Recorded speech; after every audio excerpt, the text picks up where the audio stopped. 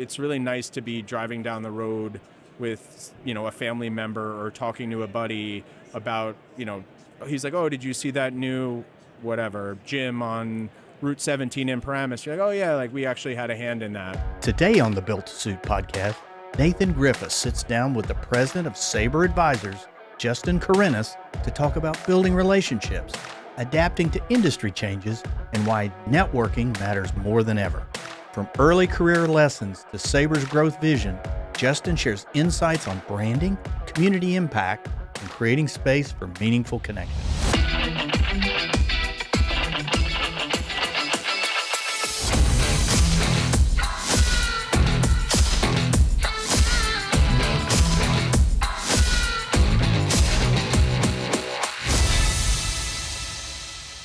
Justin, thanks for spending a few minutes with us. I'm glad we met. We go back a long time now.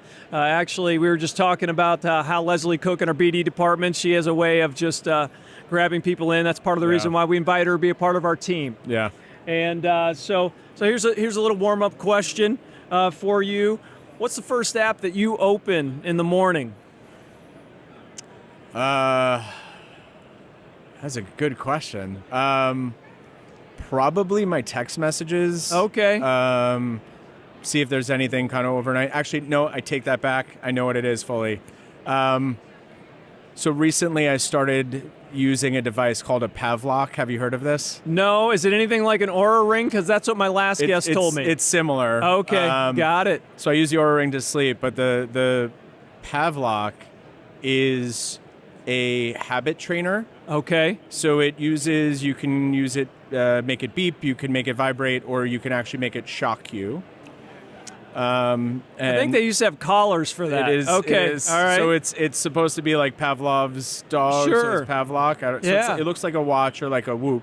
Okay. And you wear it on your wrist. And my wife is a very light sleeper. And hates when I get up early to go to the gym because no matter how much of a ninja I'm being, yes, something wakes her up or the alarm wakes her up. So I recently started wearing this Pavlok to go to bed, and it will shock me awake in the morning.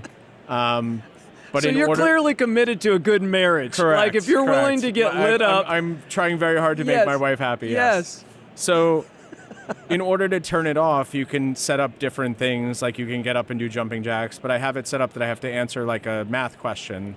Okay. So literally the very first thing I do is as I'm being shocked with my left hand, I'm grabbing my phone with my right hand and quickly answering a puzzle of some sort so that I can turn it off. So how complicated are these math questions? I feel like half asleep, I've just been shocked to wake. I don't know that I'm all that encouraged to answer a math calculus question. So initially they were pretty easy. I feel like they're getting harder, like they're making it more difficult, and I don't know if it's intentional. So normally it'd be like, what's 2 + 2? Right? Yeah. But it'll give you, it's like multiple choice, so you have to find 4, so it takes a second. Yeah.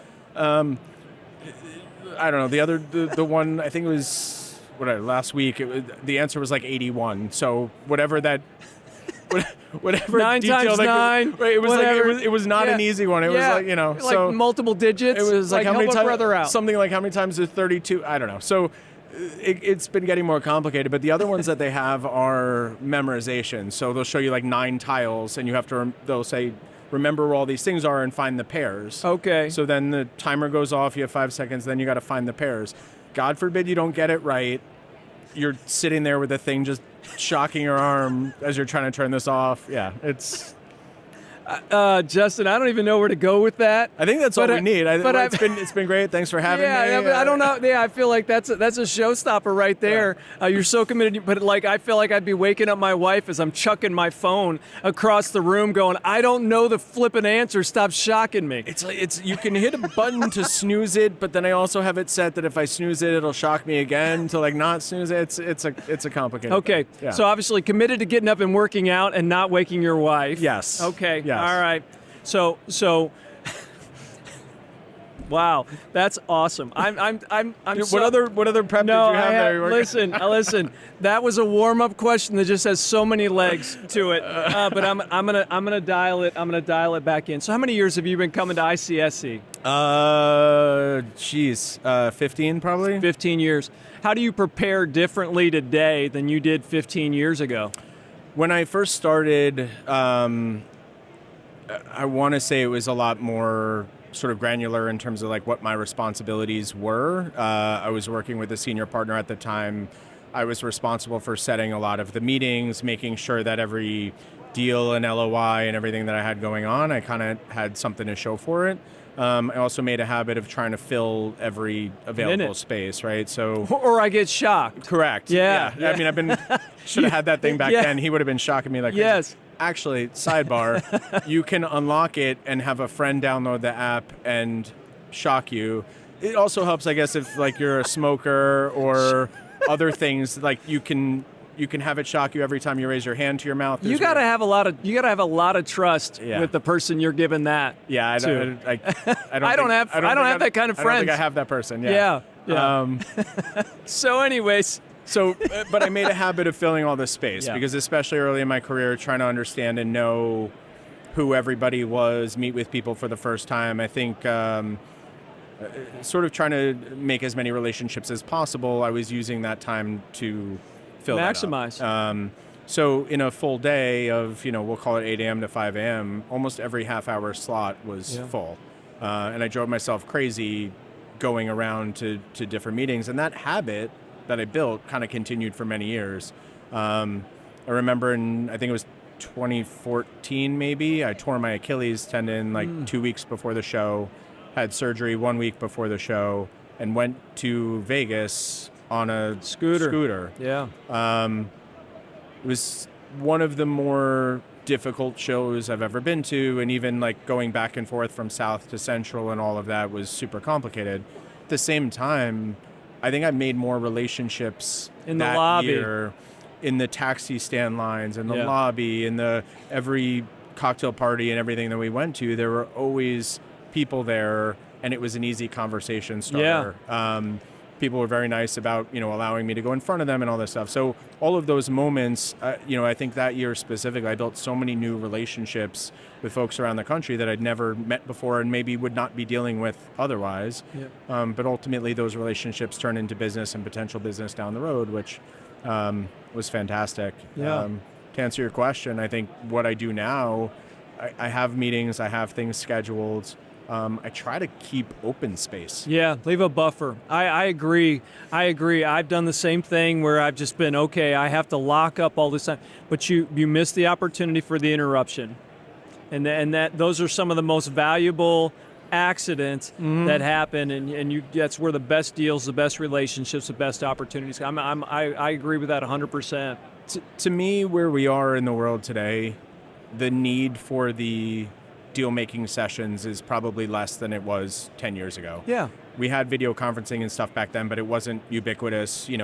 Fast forward to COVID, now everyone's got Zoom and Teams and Google Meet, and I have more Zoom meetings than I do conference calls at this point, right? Yeah. I remember a time where we were doing with deals, with people that I'd never met in person, and the first time I was seeing their face was, as an example, New York or Vegas or whatever. That's not the case anymore. You meet people pretty early on, you see their face pretty early on. Not to say in person is, it's significantly more valuable, but it's like an in-between, right? Sure. But the value is having everyone here in the same place. Yes. To me, the socializing, the dinners, the networking, the cocktail parties, quite frankly, I think there should be more ICSC sponsored kind of events and things like that. Well, so I know a guy. So Bill's on that committee, one of our BD guys.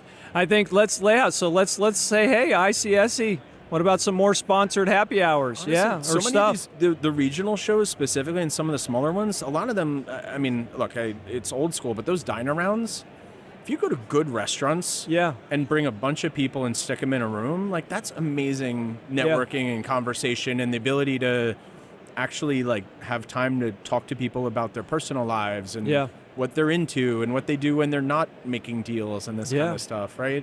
The deal making can still be done elsewhere. It doesn't really need to be done here. So there's still value in it, but just the value is everyone being in the same place at the same time. 100%. So getting to know people. So we're, like I said, we haven't known each other long. I was joking about we were probably going to talk about your physique at some point. So you're kind of jacked. I'm slightly jealous, but no. So obviously that's a part of it, but that's not all. I'm sure that's not all of it. So tell me what are some of the other things you're into? Spend a lot of time with my family. I have 2 young kids. How old? I have a 9-year-old boy and an almost 3-year-old girl. Okay. They keep me very busy. Game changers. Yeah. Yeah. Everything you thought was important doesn't mean anything. Nothing else is important anymore. Yeah. We, fortunately or unfortunately, our lives revolve around their activities and their things and their schedules. So that keeps me very busy. If you'd ask me sort of in a vacuum or if I had a free weekend to myself, what I might be doing. Yeah. I mean, I play lacrosse regularly. It's a big part of my life. It's coaching, for many years. Coached my son's rec team this year, which I was really happy about. I love board sports and being outdoors, so like snowboarding, wakeboarding, that kind of stuff. I like to just be active and doing things. I feel like socializing, outdoors with people, patio bars and that kind of thing is always fun.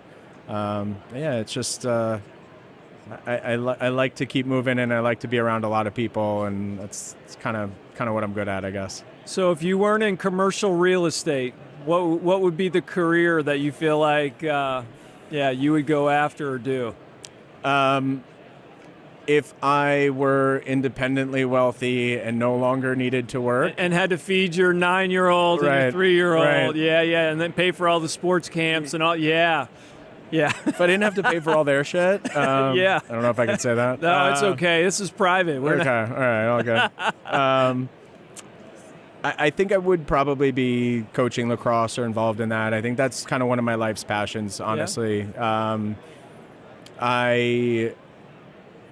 I think it's the kind of thing that like I caught the bug early as a kid and, started coaching even fairly early, helping at camps and that kind of thing. I'm 43 now and I'm still playing competitively. It's something that means a lot to me. Yeah.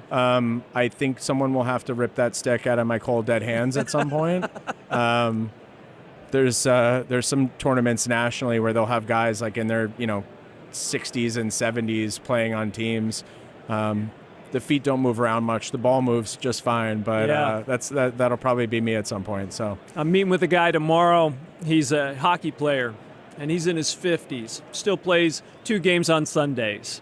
And what he said is, I learned the angles. Mm-hmm. He said, I no longer can do the things physically, but I'm playing with my head where I can outplay some of these young kids because of how I know how to skate and approach different things differently. So, yes, I think it's okay to hold on to the stick to your cold, dead hands. Yeah.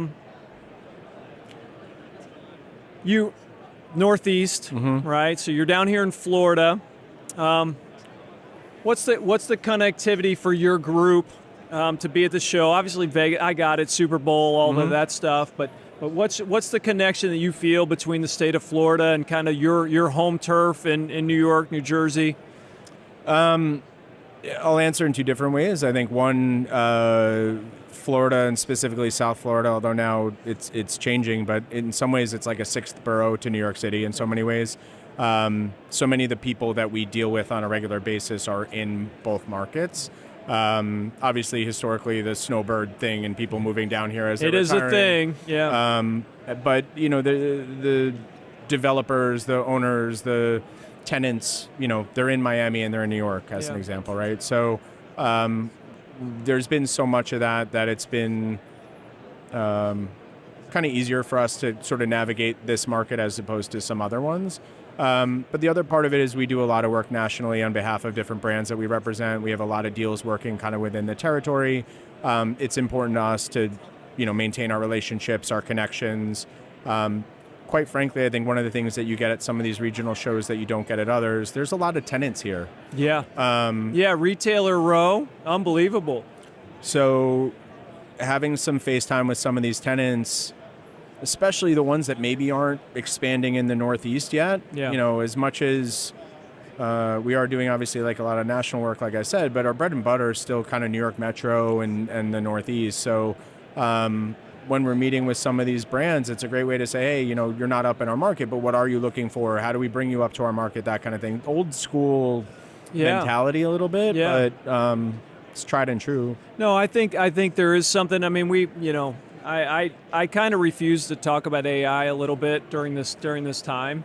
I think there's a lot of technology that helps to expedite and different stuff like that, but I think there is something true about just a little bit of the old school relational thing, and that's all based on trust. There's not an amount of AI that's ever going to generate a trust that says, I want to do deals with you over and over and over again. You may find somebody new to pursue. Okay, I got that. You may find a piece of dirt. You may find whatever.